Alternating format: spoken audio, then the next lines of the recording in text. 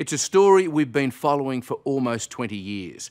And right now, the debate over drugs and young children is hotter than ever. Not heroin or cannabis, but prescription drugs, the kind used to control troubled youngsters with problems like ADHD. It's estimated that at least 60,000 Australian children are now on these drugs, and controversially, that's sure to increase now that one of them, ritalin, has been listed on the Pharmaceutical Benefits Scheme. True, you have to feel sorry for the poor parents. How do you cope with these little devils? But even back in 1992, we were asking if all this pill popping had gone too far. Impulsive, fidgety, overactive. Laith just can't help himself. And he's not faking it for the camera either. Put simply, it's just much easier for him to act this way than to sit still. They say that you're impulsive, which means that you do things often without thinking. Yep, very often. Very often, do you? That will do, Laith. We just don't take him out, he just demolishes the place. And, that was 13 years ago. Child to teenager to adult, Laith Day has been part of an enormous social experiment. Oh, that's not enough! Out of control children who were about to be pacified by pills. Back then it was controversial giving a child even one tablet a day, and it was thought by their teens they'd be off the drugs. Well, Laith is now 22 and still taking them. The ritalin generation is growing up, but not out of the habit. How many dexamphetamine do you take today? 2.5. 2.5? Yeah. And you recognise that you still need it? Yeah. Otherwise, I just don't concentrate. He is a success story. Without medication, the picture would not have been as good. Dr. Harry Nash treated Laith and was one of the early advocates of the notion that hyperactive behaviour, ADHD, should be treated with drugs. A controversial position then, and as you'll learn, Dr. Nash is an even more controversial figure now. You don't think that dexamphetamine and Ritalin are overprescribed? In actual fact, I think they're underprescribed.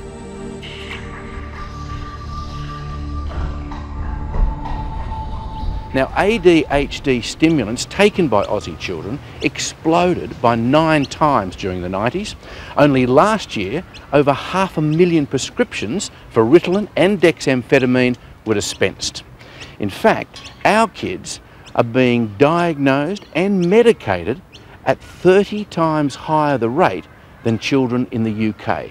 I take all these when I get up in the morning, so I take the 6 Dexies for calming me down and keeping me, calm for school, and the Risperdal for my defiant disorder.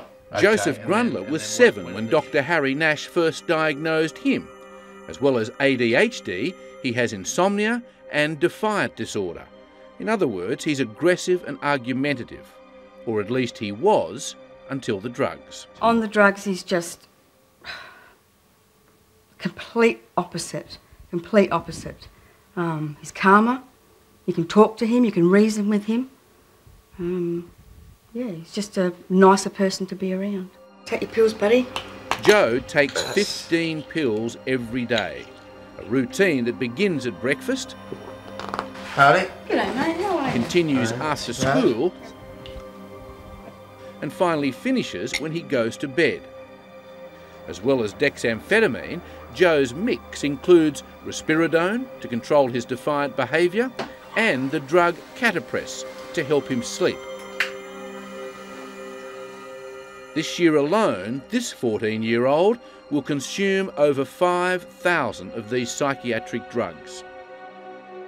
Tell me, when you're on medication, what's the good part about it? Being able to sit there and concentrate better and behave better and just sort of listen and being able to work better with people and stuff like that. Yeah, and not be naughty. Yeah, pretty much. Your grades at school, how are they going? Yeah, grades are good. Dr. Nash's theory is that different drugs are needed to treat different behaviours. So, has all this made Joe a better person, or just a sedated one? The way things are going, Joe, your future's pretty rosy. I really hate taking them. I don't like taking them, but I suppose I have to, you know. And why don't you like taking them? Because I think they make me too calm, and, you know, you lose confidence and just, yeah, they make me way too calm, you know, don't feel like doing anything. But if you take less, it doesn't work. Yeah, well, they do, but I suppose I just sort of, it's on a line between being bad and being good. Do you sometimes feel a little guilty about it? Him taking drugs? Yes, I do. I feel a lot of guilt about that. It's not something I like anybody doing. But if it's needed and it's going to change the person's life, it's just got to be done. My concern is that people grow up with an expectation that there's a pill for every ill, and I think that's a dangerous view to have. Dr. John Giuradini heads the psych department at Adelaide's Women's and Children's Hospital. For him, the labelling of ADHD as a disease is one of the great cons of our time, as is the massive increase in prescriptions for ritalin, dexamphetamine and other psychiatric drugs. You're a parent? Yeah. And there's no way you'd ever give these drugs to your children? I'd be very reluctant to give them to my children. I want to make sure that I'd tried every other possible alternative before I did. We don't have any good research about the effect of these drugs on the growing brain, so that's a very good reason for us to be extremely conservative about giving drugs to children, because, you know, we shouldn't be too reassured by the fact that there aren't any immediate nasty side effects.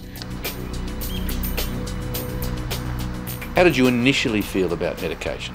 I was totally against it. I didn't want to do it. It's not something any mother really wants to do. But when you've tried to do all the other things and nothing's working for that child, and I thought, well, if I don't get any results, I would be the first person to take him off the medication. But I got results and I saw the results, and they spoke for themselves. Deb Aldridge's 11-year-old son, Challen, takes at least 12 pills every day. Okay, in the morning time we've got 5 dexamphetamines, and that's for the ADHD. We've got a catapress, and that's the calming agent. And then we've got the risperidone, which is for the Tourette's, the tics. Then at 1 o'clock he's got 3 dex.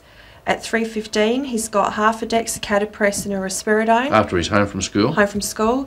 And then at bedtime, about 8:30, he's got 2 NDEP for sleeping disorder. A cocktail of drugs to treat a range of conditions. ADHD, anxiety, obsessive-compulsive disorder and Tourette's syndrome. Challen faces the prospect of being medicated like this for many years to come. Charlie, how does your medication make you feel? It makes me feel more relaxed, not as angry as I used to be, and calm. So what did you used to be like? I used to be bad. Oh, were you? What sort of bad things would you do? Punch holes in the wall. Did you? Challen's only just been on this medication for a year. I've had to deal with this for 10 years. So if I wanted to take an easy way out or a quick fix, I would have done this like years ago. I've tried everything else. There is no doubt that drug treatment does have an effect. Drugs do change behaviour. And for any parent who's had to put up with this, or this, Janice, please. Just stop. the almost immediate improvement must seem like a godsend. 2 decades later, and there's still no proof that these drugs have any long-term benefit. Dr. Giuradini believes we must rethink the way we handle childhood behaviour. The approach to kids who present with behaviour problems seems to be, what's wrong with this kid? What's their kind of medical diagnosis? I think it's the wrong question to be asking. The question we should be asking is, what's bugging this kid? What's not right in this kid's life? Dr. Giuradini would say to you that you should be concentrating less on drugs and more on trying to treat the behaviour without drugs. We did that for the first 6 or 7 years of Joseph's life. If Dr. Giuradini would like to live with a person like that for 6 or 7 years, see how he goes. You'd agree, Mrs. Grundler? Definitely. Definitely. Needs to walk in our shoes, I think. And Tracy Grundler knows what it's like to walk in her son's shoes because she suffered ADHD all her life. And only because of Joe was she finally diagnosed. Tracy now takes 15 tablets a day for the condition no one had heard of or understood when she was growing up. I don't want him to be misunderstood because I felt that I've been misunderstood. And you just want to be a good person, but people shun you because you're not like they are. You're slightly different. And I don't want that for Joe because he's such a wonderful young man. Yeah. Challand, you take these please, then you have to get ready for school, okay? Back in the Aldrich household, and Challand's breakfast is a drink? crumpet, followed by 5 dexamphetamine, 1 catapress and half a risperidone, all prescribed by Dr. Harry Nash. Almost become part of family. But such multiple doses are controversial and possibly illegal. To protect children from overprescription, South Australia introduced a law prohibiting doctors from prescribing over 6 dexamphetamine a day unless there was a second medical opinion. The law says you've got to get a second opinion. Right. Did you? Mike, I can't remember. It's important that you know whether you got a second opinion for an 11-year-old boy on 8 psychiatric drugs Mike, a day. I have to check the records. This just came in last year, Mike.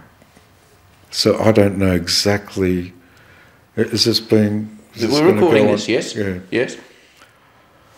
Oh, God, you've got me. The controversy swirling around Harry Nash, and indeed this whole debate, continues. Do ADHD drugs make any difference in the long term? Thousands of files, thousands of patients over the years? Yes, that's right, Mike. How many young... In Harry Nash's case, more than a dozen complaints claiming overprescription have now seen him close his Adelaide practice. And now that Dr. Nash has closed up shop, what are you going to do? I don't know, to be honest with you, the moment that we had to leave, I cried all the way home. I've never met another doctor like him that really, really understands what we were going through.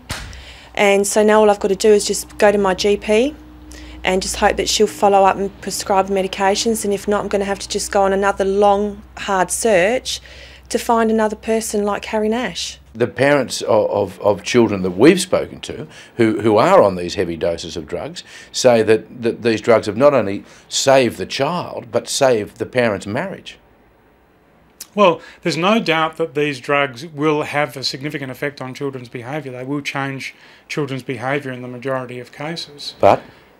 Well, there's a downside to it, which is that if you just assume that this is a condition that needs treatment with medicine and you don't try and understand what's going on, you can miss very important things, very dangerous things that might be happening in the child's life. I heard you brought home your mum a snake. Yeah. Did you? Which brings us back to Lathe Day. How did you get the snake in the jar? Shoved it in. With your hand. A child who was once so inattentive and difficult is now an adult in full-time work. His life has purpose, and soon he'll marry. I have a job, a house that I own and paying off, and a fiancé. He's patient and kind and loves me, so yeah. 13 years ago, would you have thought you'd ever be in this position? Never. And that, says his fiancée Jodie, is all the proof you need. That the drugs Lathe began in childhood, and still takes today, have made him a better man. He doesn't take it on his holidays, does he? No. So at the end of a 3 or 4 week break, what's he like? Very painful. No, he's not too bad. By the end of it, I'm like, I can't wait for him to be back on it. Are you resigned to having them being on them for the rest of your life?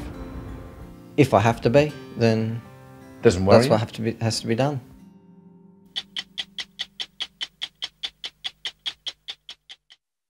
Hello, I'm Sarah Abo. Thanks for watching 60 Minutes Australia. Subscribe to our channel now for brand new stories and exclusive clips every week. And don't miss out on our Extra Minutes segments and full episodes of 60 Minutes on 9now.com.au and the 9Now app.